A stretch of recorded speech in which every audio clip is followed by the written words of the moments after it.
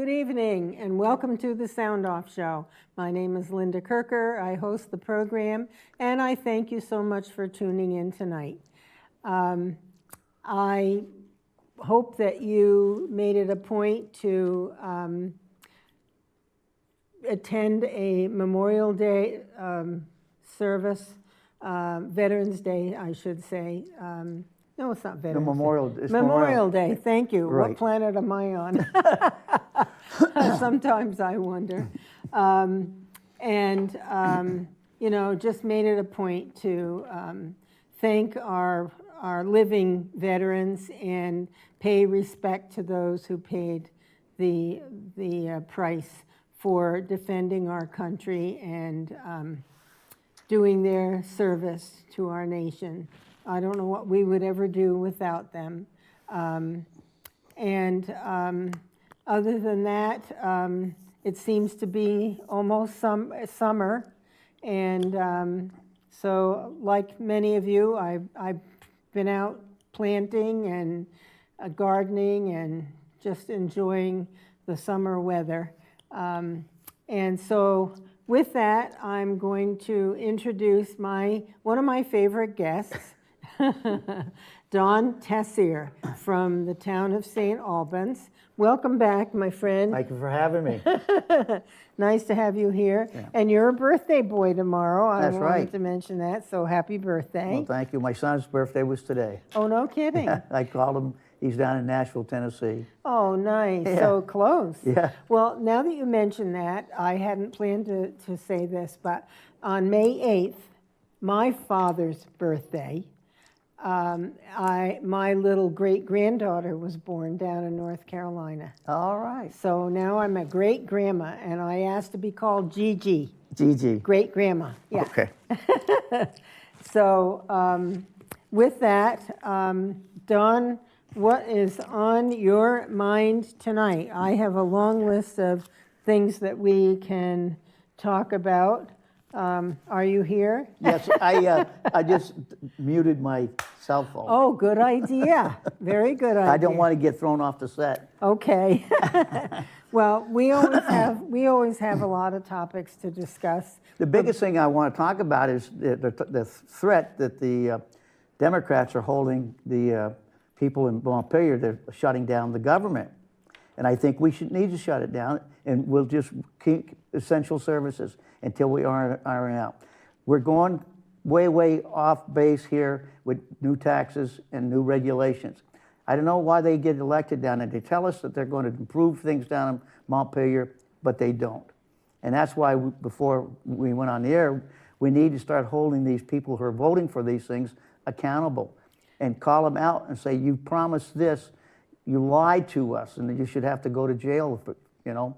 But I think that it's a rude awakening. We're spending too much money on education. Oh, yeah. All right? We have too many teachers for the students population we have. Taxes are going up. Property taxes, school taxes are going up to pay for this. We need to stop and take a breath. And essential services will keep going, but the rest of this stuff, let's wait and see. And I hope that the governor and the Republicans down there will stand fast. Because some of the stuff that those Democrats are talking about is just crazy. The Republicans don't have many numbers down there. And it's a great frustration. I truly wish that the numbers were more balanced because there's a lot happening that you and I both believe these things are not in the best interest of the state at large and the people in particular. And I keep wondering and saying probably every week that I don't understand why the state of Vermont per pupil spending is just about twice the national per pupil spending. Now, if we were off the charts with excellence in our education outcomes, that might be one thing, but still it shouldn't require, you know, spending that kind of money. We don't have it. We're driving people out of the state. Right, because of taxes. Absolutely.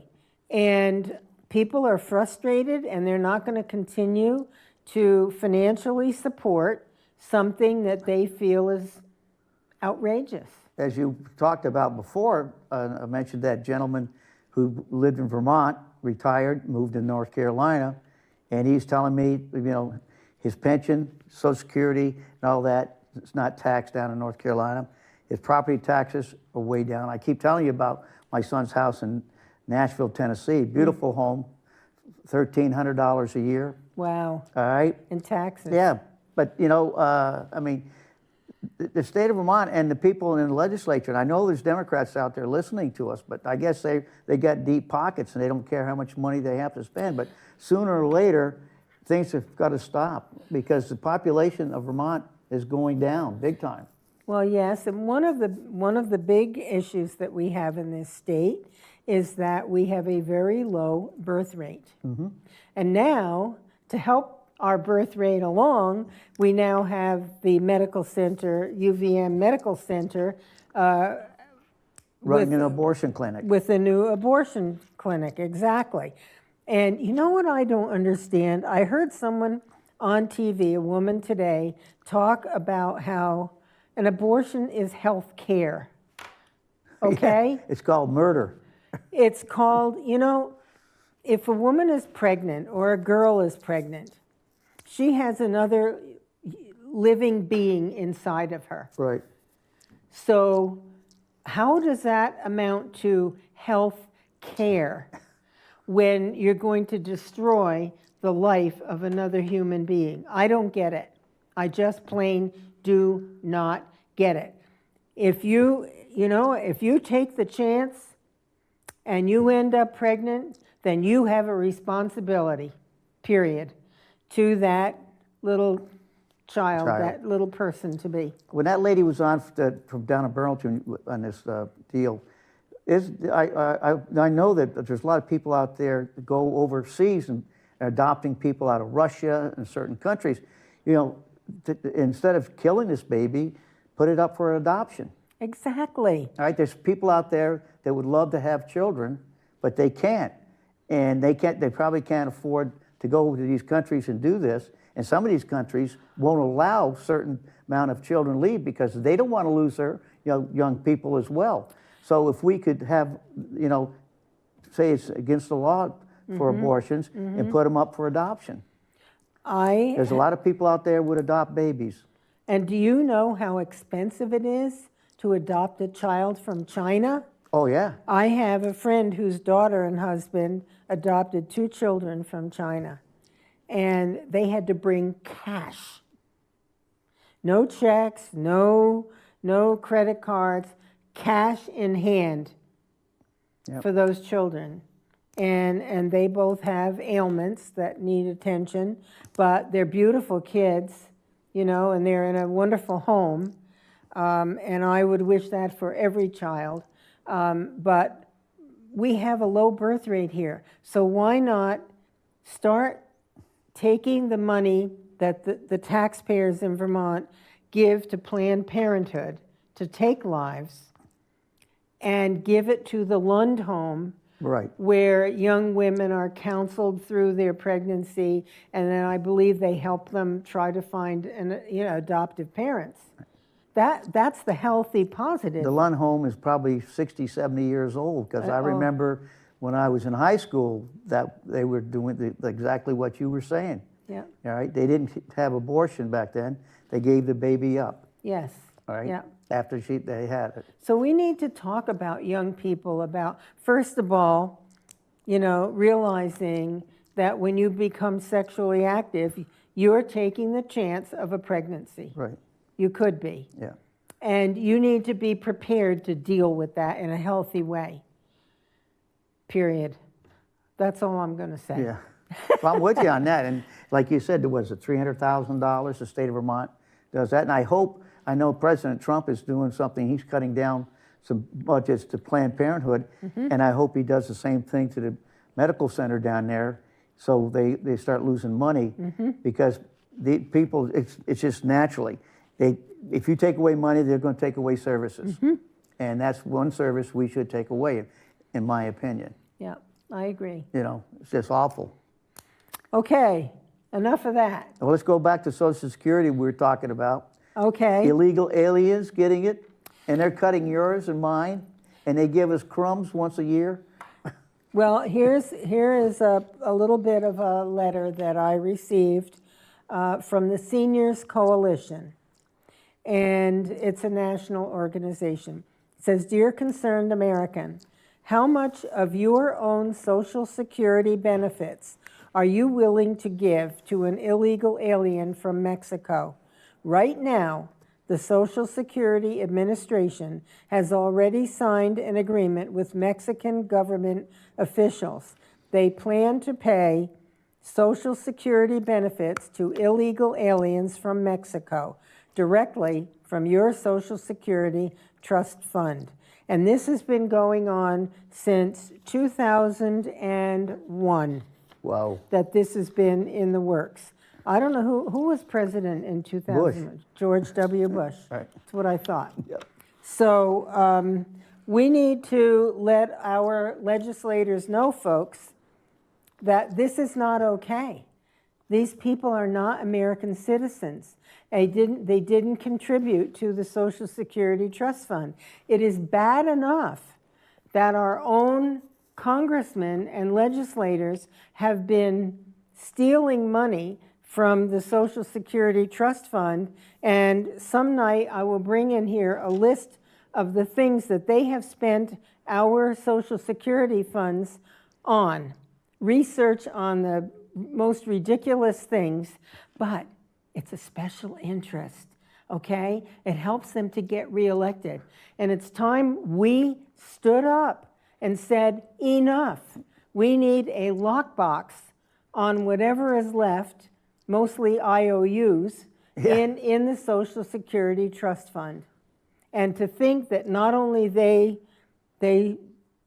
take money from that fund that belongs to you and me, the people who have worked and paid into it for all our working lives, and they want to give it to illegal aliens, and they're using it for special interest. They bring the money back to the state, and they're a hero, and oh, this is how they get reelected. We have to stop that. Well, and our congressional delegation didn't vote for that tax break they give all the people. And here's Bernie Sanders saying he's going to run for re-election in the Senate. Well, that's just a big Trojan horse. He's running for re-election in the Senate so he can run for president in 2020. Oh, God and forbid. that's just a thing. And here's a guy who wouldn't vote for taxes for the Vermonters who work out every day and pay taxes, but he wants to give free education to illegals and anybody. He says it's a right to have an education. It's a right to give me back my money when you charge me too much. All right, give it back. You don't need to start. He's just trying to buy votes, and I can't figure out why we keep sending him down there. He's not going to represent the state of Vermont at all. He's going to represent Bernie Sanders. He wants to be president in 2020. I guess we just can't see between the lines, and I think he says they're stupid, and I'm going to keep playing the game until they get smart, in my opinion. Keep telling them what they For the next wanna 6 hear. years, he's not going to do anything for the state of Vermont, but except try to give stuff away. You know, like I said, socialism's great until you run out of other people's money, and that's exactly what we're doing down in Congress. He's a democratic socialist, that's Yeah. true. Self-affirmed. Yeah, he's not ashamed to say it.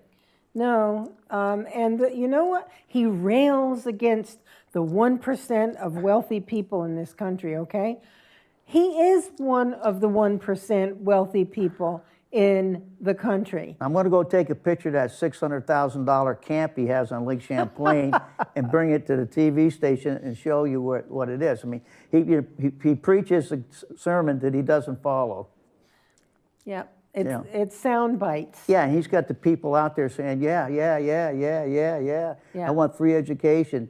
But half these kids, they're taking stuff like basket weaving, they need to get a trade. Some of the stuff that they're coming out of college with these degrees, there's no demand. So yes, you're going to have debt because nobody wants to hire you because you can't do anything for them because you have a degree in basket weaving and we don't need any more baskets. We need plumbers, we need contractors, we need people who get their hands dirty, and we need scientists and people, what's the other one there? Medical and science and engineering. Oh, yeah. Engineering special. I know a guy, his kids goes over in New York State. I said to him, he's going to walk out of there, he's graduating with 6 figures right off his first job. What is he studying? He's in engineering. Oh, engineering. All right. The companies are looking for people like this because these guys help make money for their companies. Innovation, science and engineering is innovation. It's not. We have cars, we have planes. We need new things, and these people think outside the box. Yeah. And so they are getting big money.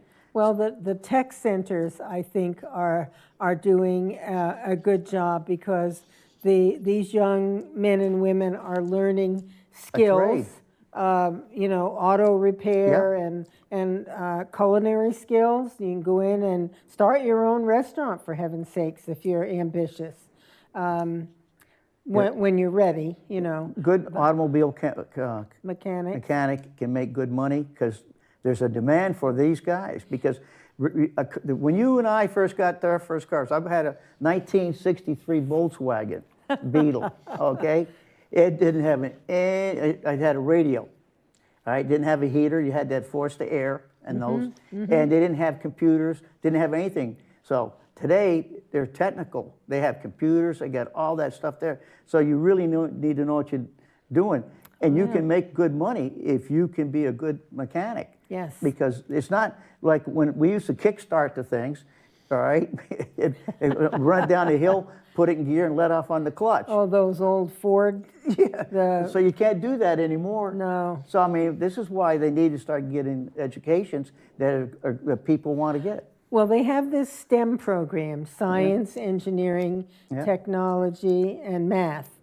And I think that's really good. But isn't it a sad thing that the governor has explained that there are a number of jobs, a big number of jobs available in this state, and the business owners can't find people to fill the needs. Now, whether any of that has to do with drug use or just lack of skills or knowledge, whatever, I don't know what it is, but Well, I know that most jobs now today, if you apply, they're going to drug test you. So, but That's a I good think thing. most of it is just what you just said.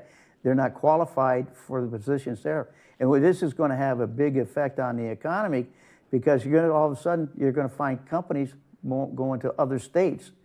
All right, where especially New York is one of the biggest competitors. Look what they're doing over at the Air Force Base over there. what are they doing? They're bringing all these different companies in from Canada, and they're doing all this technical stuff over there, putting people to work, paying taxes, people earning income, pay income tax. When we lost IBM, we used over 10,000 people there? Well, there were over 8,000 when I lived in Essex Junction. Yeah, and now there's not that many people working there. No, there aren't. All right, No. so we're losing the companies to other states. First of all, electricity. All right, we get most of our electricity from Quebec. All right, but you go down south, they have atomic energy, and they have all kinds of stuff. And so people are moving down south. The weather is better, and the people are more qualified. You're talking nuclear power down there? Yeah. That's the cheapest thing going. And it's clean. And yeah, I know. It's renewable. You're- Clean, cheap, and renewable. And what did our former governor Shumlin do? Yeah. He couldn't get rid of that plant fast enough. And we have one just across the line in Seaburg, down in New Hampshire. Yes. Yeah. Yeah. So we're getting a lot of our energy source from Canada, but that's not only water source, that's also nuclear. So even we got rid of our nuclear power plant, but we're getting nuclear energy from Canada. Where's the logic? And it boils down to, remember the first atomic submarine, and these guys, when they walk out of there, they don't glow in the dark. All right, the USS Forrestal was same thing. It's an aircraft carrier, so they can go out to sea and stay there for months, without any energy because they manufacture their own. Yes, And I know. and then it takes technical people to keep these things running. Oh, yes. All right. And if you're taking up basket weaving, you're not going to, and you just go to college and take all these gut courses, you're not going to get a job. You need to have something that people need. You know, when you bring up education again, to me, the very basics, the fundamentals, are to learn to read, Right. write, Arithmetic. do math, science, and U.S. history. Right. Those were always the fundamentals. Basics. The basics. Because when you can read and write well, it helps you to express yourself, and you know your grammar, so you look like you're intelligent. Every time I told the students at one of the schools, I said, do me a favor. I said, this drives me nuts. When you say me and my friends, no, that's not proper English. My friends and I Right. are going to the movies, not me and my friends. And I even hear adults say that. So we're losing our English language. Well, they're not teaching it like that. You know, like I said, all these different courses that they're teaching these children is, you know, my son had a hard time with the math with his daughter, right? He's a pretty smart boy. He was National Honor Society, and he went to two good colleges. Okay, so he had to call the teacher up and say, I don't understand this. So he finally caught what was going on to help her out. He says, I can't figure it out. They've complicated it. Right. I mean, it's not. I learned it by multiplying, adding up, and dividing, and all that other stuff. But we memorize things. Yes, 8 times 8. You have it in your head, Right. 64. Right. You know, 9 times 9, 81. Right. You know that forever. Right.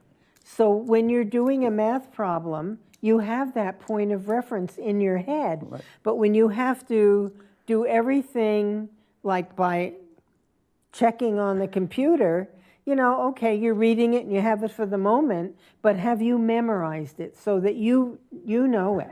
Right. Most students coming out of can't reconcile a bank statement.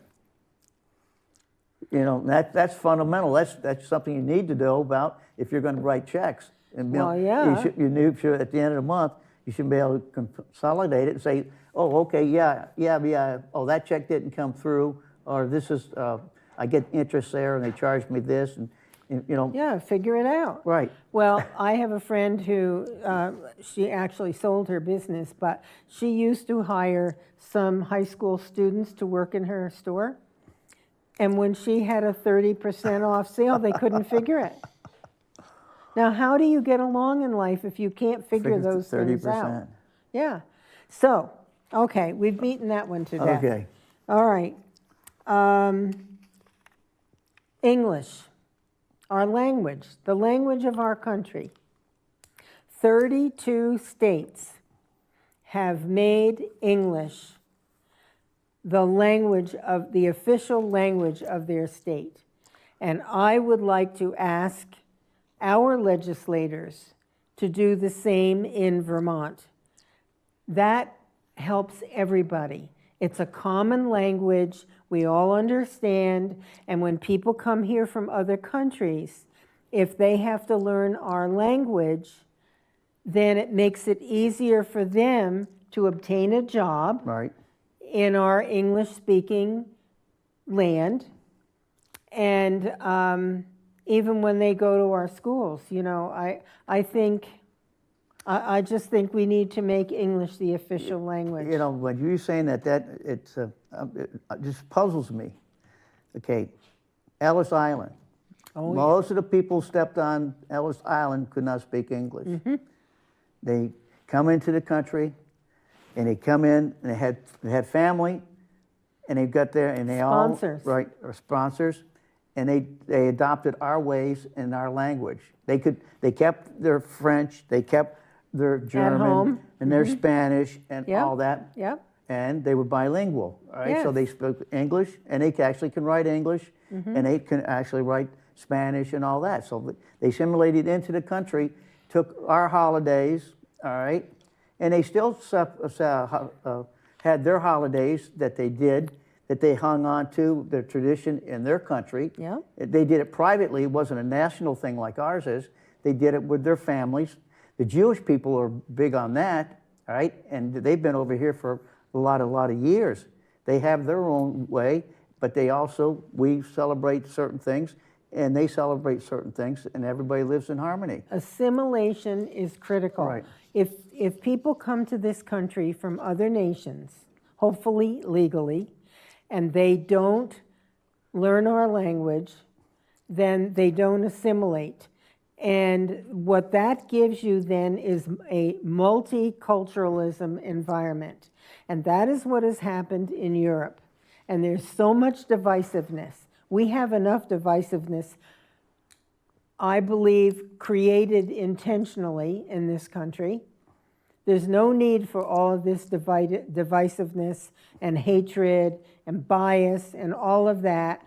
Just be the best person you can be, learn as much as you can learn, work hard, be a good person, and there shouldn't be any problem. No, it starts right back in the 1800s, goes right up through to this day, where they come to this country and like they assimilated in there, and everything. They didn't hate us. We didn't hate them. Oh, they were so excited right. to be We here. respected their religion. They respected ours, and most of them. Well, I'm glad they came because some of the food that they brought along with them. I love the Italian food, okay, and French cuisine. Oh, all right, yeah. and I like Mexican food as well.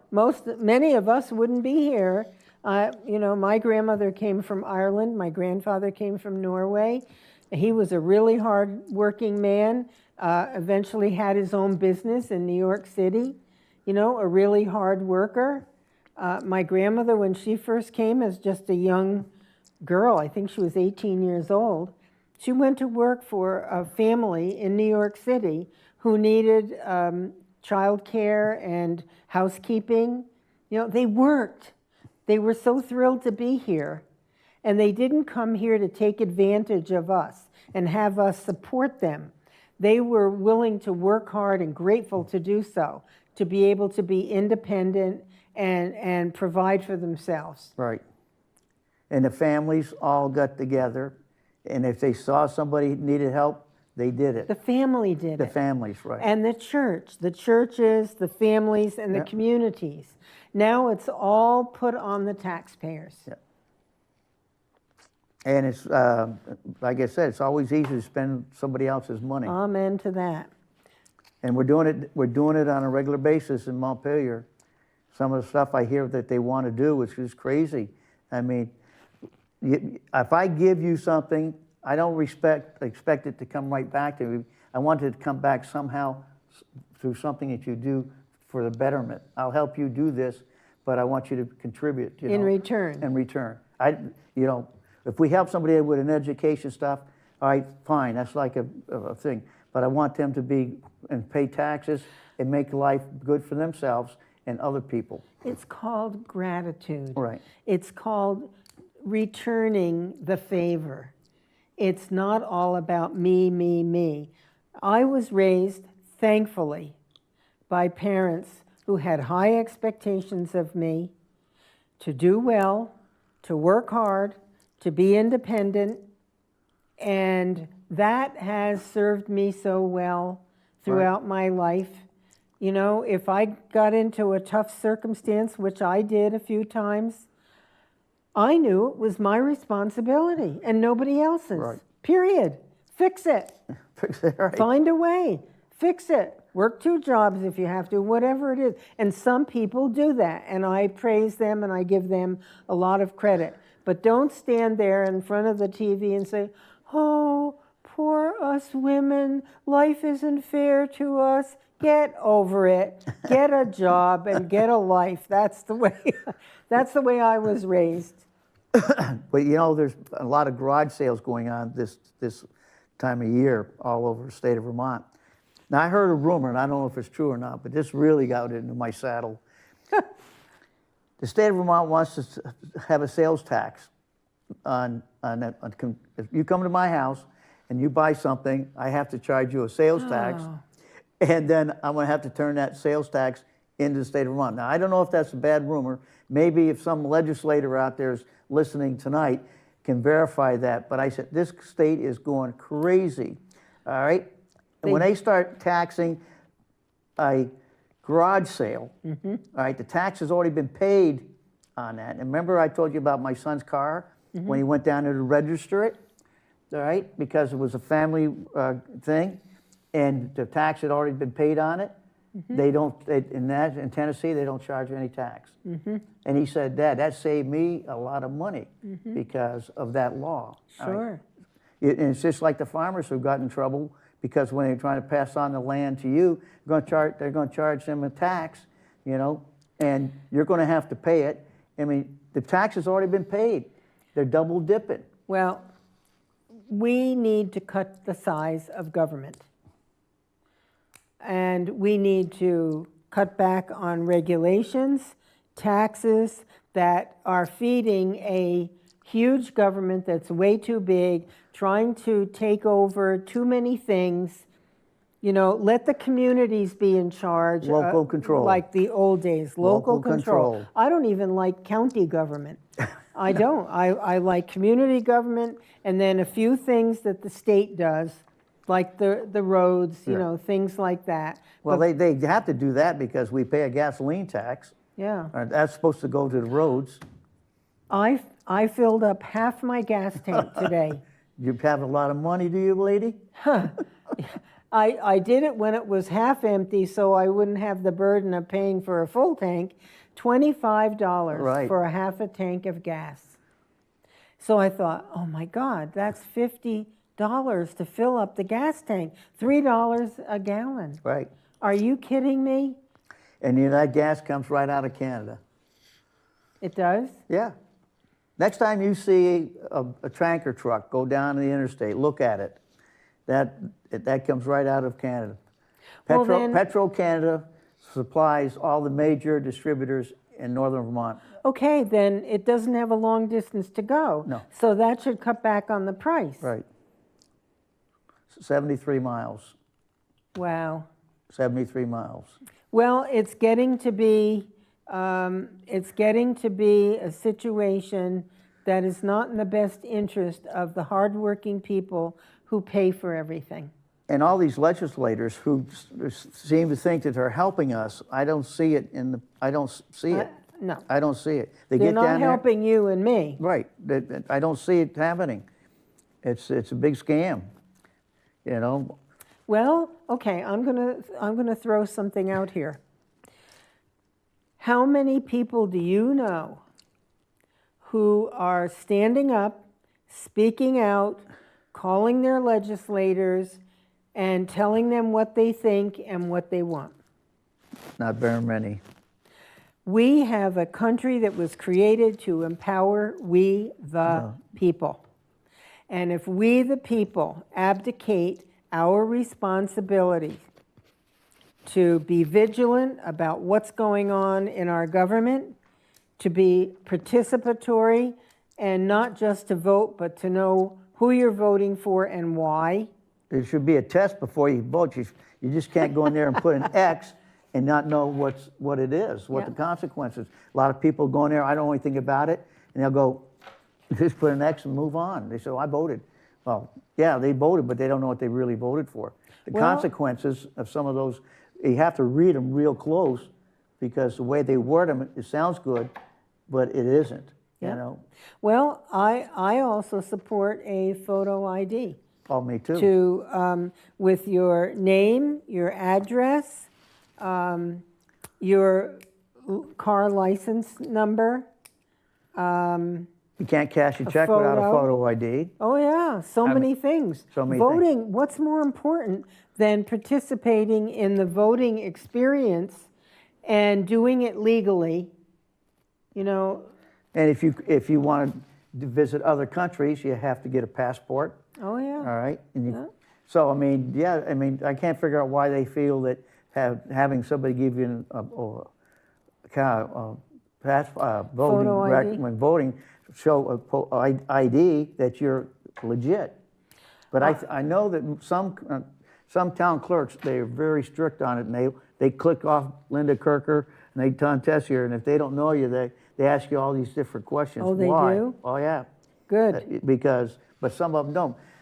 Our legislators, they want to open it up. If you just go in there, that day of voting they're talking about, the day of voting, you can go in there and vote. Same day registration. So, and I was talking with our town clerk and I said, now, I know the town clerks are dead set against that, because if I come in, they don't know me, I get a registration form, I fill it out, and then I guess I hand it to them, or maybe I don't know how it all unfolds, but I do know that you can register to vote on the same day. But don't they verify it, your residency? How can they? Well, if you said you lived at such and such, I assume they have a listing of every property in there, in the town. I don't know if they have, maybe they have computers at the election site where they can look things up. But I could say, oh, I'm renting. True.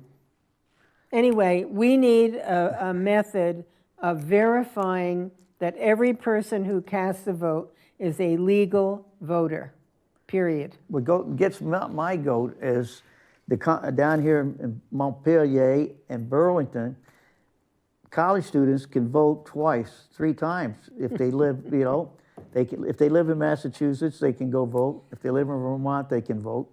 All right, that's, if you don't have skin in the game, you shouldn't be allowed to vote in the state. Well, that happened under Bernie Sanders, when I believe he was the, what was he in Burlington? Mayor. Mayor, yes.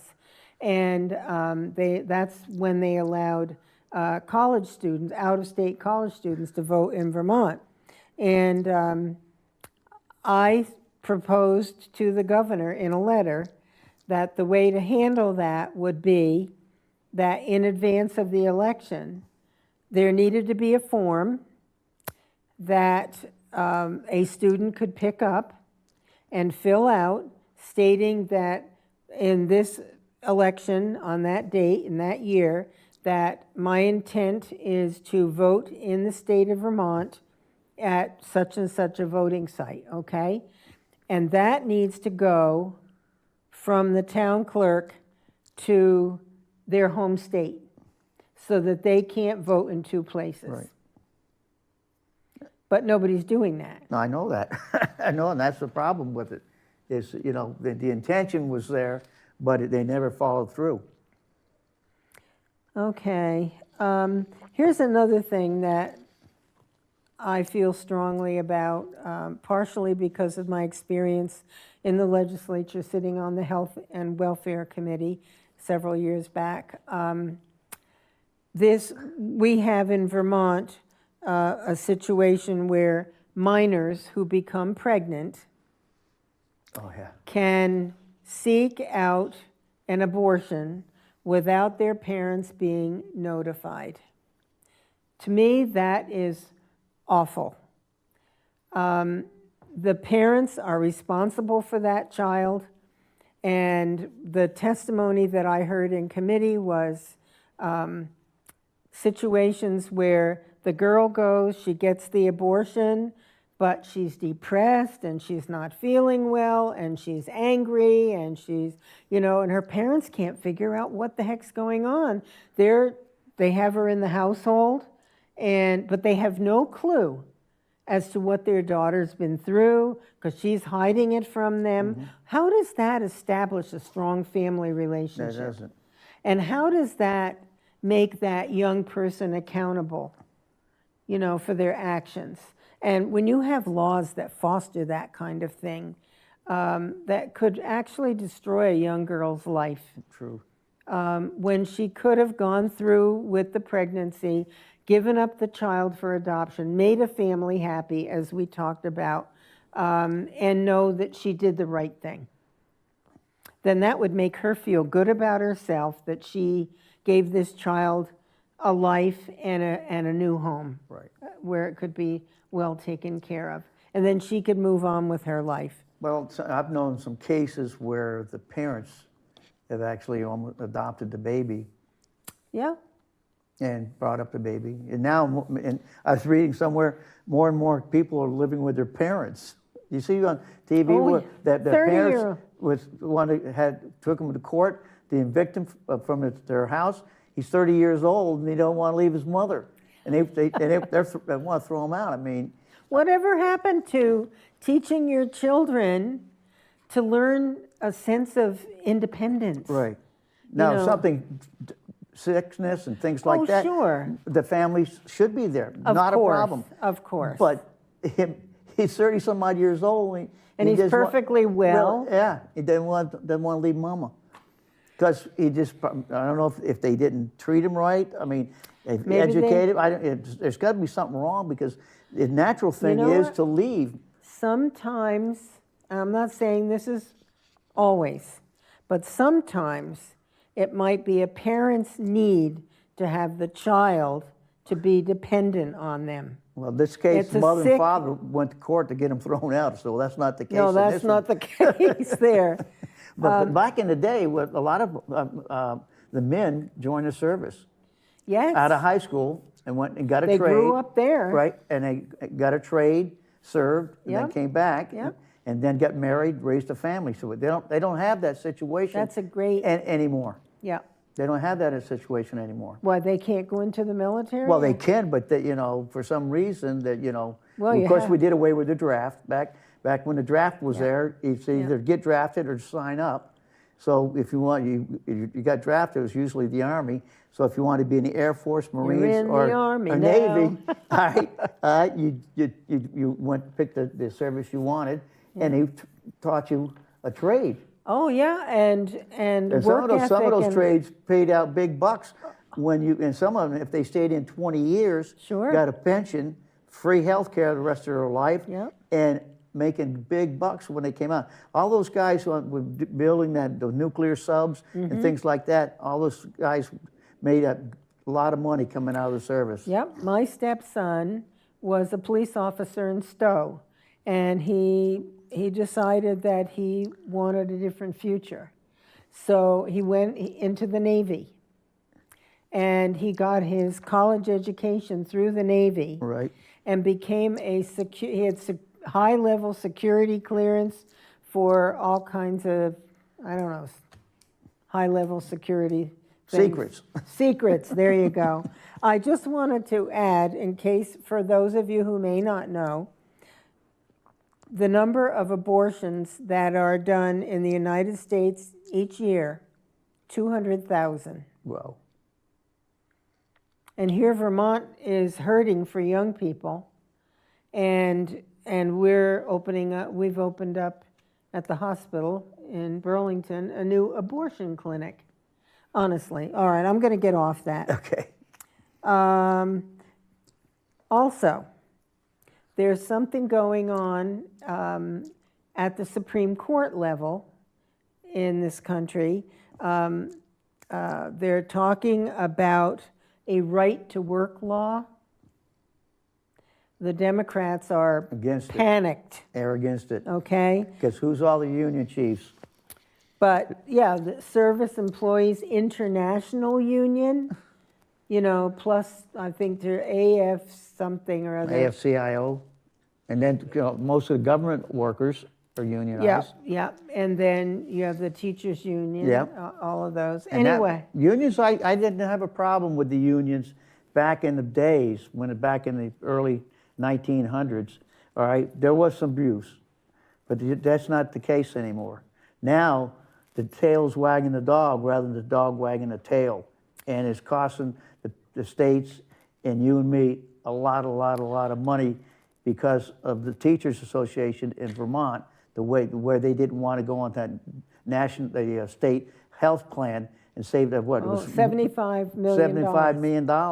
So $75 million could have done a lot of good in roads Yep, and bridges Yep.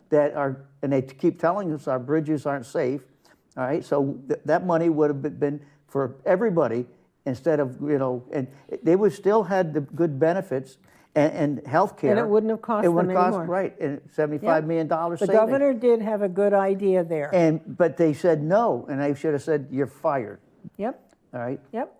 Go home. Well, Ronald Reagan did that to the air traffic controllers. I know. I remember that well. He says, out of here, boys. Yeah, so folks, the right to work law would create a situation where unions cannot force dues on non-union members who work in a business.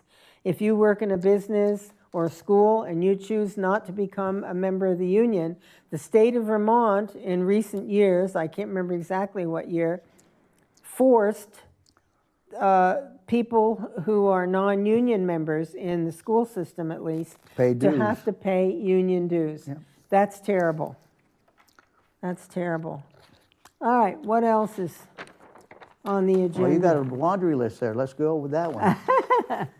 Well, do you know how many, I called the state, do you know how many people work in our schools in Vermont? I did know what the ratio was, but go ahead and tell me since I'm not. 18,300. 18,300. Plus, And we have 71,000 students. Whoa. plus 170 people work at the Agency of Education. Really? I Yes. see. Well, of course, the head woman resigned, and I guess they're getting a new one. We don't have a Secretary of Education. I think she's running for office. I heard she's running Oh, for. the previous yeah, one? running for a legislature, I think. Oh, good.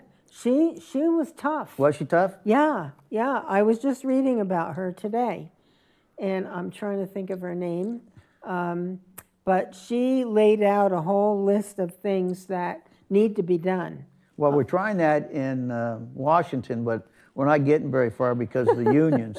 They keep saying that they're trying to throw people out. Well, it's not we're trying to throw any people out. We're just trying to get people to be accountable and get realistic. You don't have a ratio, right? Like the governor wanted to go from 4 to 5 or 5 to 6 and would have saved, and said, well, we're going to lose jobs. Well, that's the name of the thing.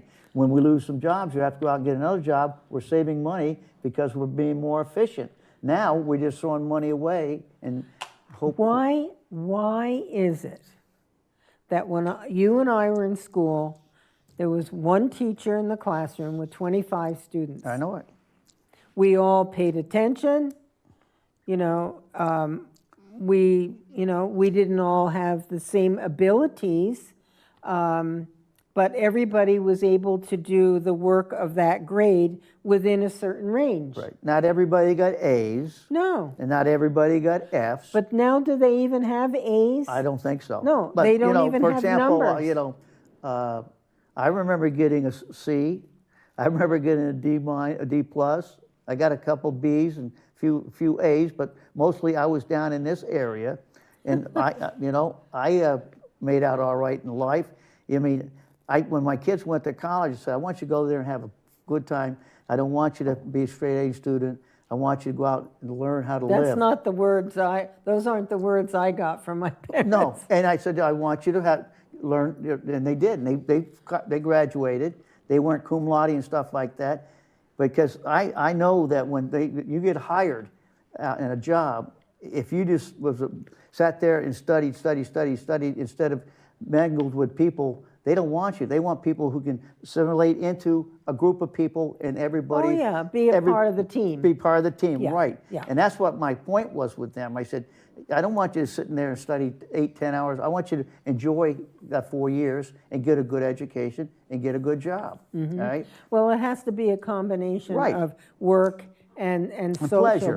but you have to keep in mind why you're there. Well, yeah, to learn. Yeah, All right? yeah.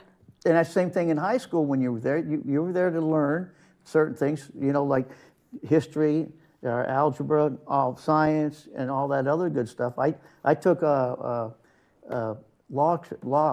they had law BFA, and I liked the law part, because I learned my rights as by taking Log? business law.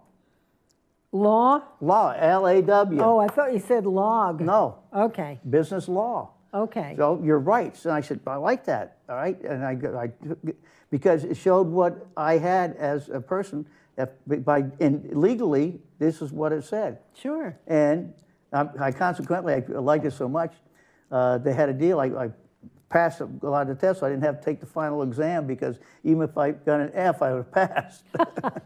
By the way, folks, we're down to the last 10 minutes of the show, but if you have an inclination to call up and make a brief comment or pose a question to us, we'd be happy to hear from you. Otherwise, we're just going to keep on going here. We're going to keep bloviating. Let me see here. So today's focus on education is, I looked this up online under Common Core. Every student succeeds. Really? Oh, we have a caller. Welcome to the show, caller. What's on your mind? Good evening. Good evening. I'm sorry, I can barely hear you. Hey, Zach, we're having a problem with the speaker. No, Dave McWilliams. Hi, Dave. How you doing? There we go. What's Yeah, on? we got a little echo in there. Okay. I know it's not me. It must be Don Tessier. What's on your mind tonight, Dave? Well, you know something? I wanted to give a compliment to our president. I usually don't give them out very often. But in reference to the speech he gave at Arlington Cemetery, it was outstanding. Oh, yeah, that was very good. Well, Yeah. he believes in our military. Big time. Yes, he's a big supporter, and he's not afraid to say so, and wants to rebuild our military, which was kind of decimated in recent years. And yeah, we need planes that can fly safely, and we need to increase the number of people who sign up to serve in our armed forces. And yeah, that was a wonderful tribute, and he deserves credit for that. And Yeah. this, I want to say, Dave, this place that you oversaw here, this new facility, is just wonderful. It's beyond what I could have imagined, and I want to personally thank you and the board, the committee, for all of the effort that went into making this happen. Yeah, for 6 months I was up there twice a day checking on it. I wanted to make sure that they did by our blueprint, and that we got money's worth out of the contractor. Well, I know it was a big expenditure, but I hope that it's going to pay off, and it's just a pleasure to come in here and work and have fun. Well, that's good. Zach, we still got a back there a little bit on this phone, so I think something up there.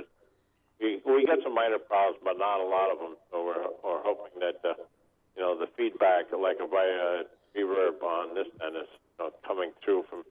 And I know it's not Don, because Don talks with a straight. Well, it's not uncommon to have a few kinks, as you go along, to be worked out, but I'm sure that'll all come into place. Yeah, our educational room is being used.